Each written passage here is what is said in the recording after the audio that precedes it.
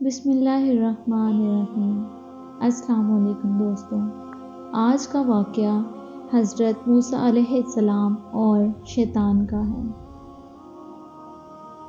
ایک مرتبہ ابلیس حضرت موسیٰ علیہ السلام سے ملا اور کہنے لگا، اے موسیٰ، اللہ تعالیٰ نے اپنی رسالت کے لیے تم کو برگزید فرمایا ہے اور تم سے ہم کلام ہوا ہے۔ میں بھی خدا کی مخلوق ہوں، میں بھی انہی میں شامل ہوں اور مجھ سے گناہ سرزد ہو گیا ہے۔ اب میں توبہ کرنا چاہتا ہوں، آپ پروردگار عزوجل سے میری سفارش کر دیں۔ حضرت موسیٰ علیہ السلام نے پوچھا، کیا کام ہے؟ شیطان نے کہا، اب تو ہم مردود اور ملوم ہو چکے ہیں، اب تو ہماری نجات کا کوئی راستہ نظر نہیں آ رہا۔ آپ اللہ تعالیٰ سے ہماری سفارش کر دیں کہ ہمارے لیے بھی توبہ کا کوئی راستہ مل جائے اور نجات کی کوئی صورت نکل آئے۔ حضرت موسیٰ علیہ السلام نے فرمایا، اچھا۔ اور جب حضرت موسیٰ کوہ طور پر اللہ سے ملاقات کے لیے گئے، اس دوران جب وہ اللہ سے ہم کلام ہوئے تو وہ شیطان کی بات بتانا بھول گئے، اور جب واپس جانے لگے تو خدا نے خود یاد دلاتے ہوئے فرمایا، تمہیں کسی نے کوئی پیغام دیا تھا؟ حضرت موسیٰ علیہ السلام نے کہا، ہاں یاد آیا، یا اللہ، میں بھول گیا کہ راستے میں مجھے ابلیس ملا تھا اور بڑی پریشانی کا اظہار کر رہا تھا اور یہ التجا کر رہا تھا کہ ہمارے لیے بھی کوئی نجات کا راستہ نکل آئے۔ اے اللہ، آپ تو رحیم و کریم ہیں، ہر کسی کو معاف فرما دیتے ہیں۔ وہ توبہ کر رہا ہے تو اس کو بھی معاف فرما دیں۔ اللہ تعالیٰ نے فرمایا، ہم نے کسی پر بھی توبہ کا دروازہ بند نہیں کیا، ہم تو معاف کرنے اور رحم کرنے والے ہیں۔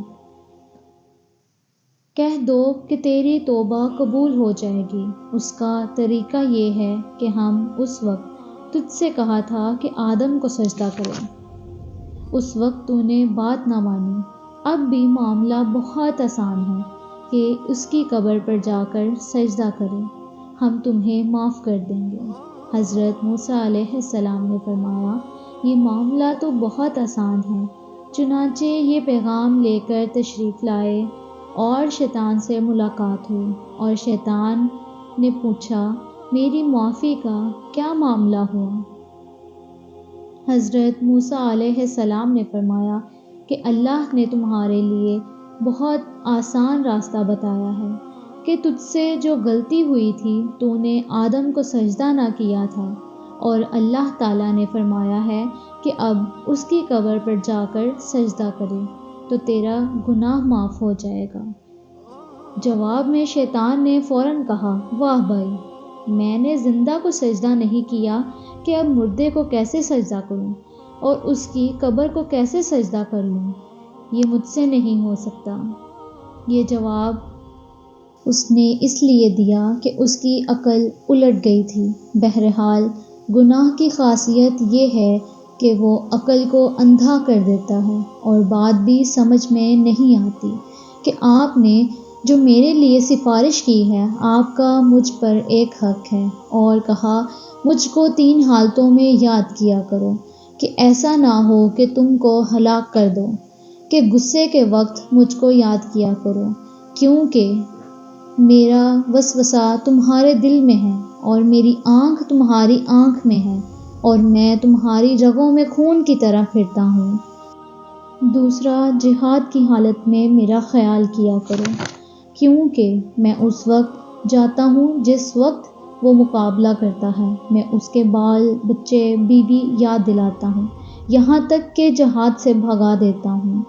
تیسرا، غیر محرم عورت کے ساتھ تنہائی میں نہ بیٹھنا، کیونکہ جب کوئی شخص غیر محرم کے ساتھ خلوت میں بیٹھتا ہے تو گویا اس وقت بذات خود میں ہوتا ہوں اس کے ساتھ، میرے ساتھی نہیں ہوتے، فتنے میں ڈال دیتا ہوں میں اس شخص کو۔ اللہ تعالیٰ سے دعا ہے کہ اللہ ہمیں شیطان اور اس کے وسوسوں سے محفوظ فرمائے، آمین۔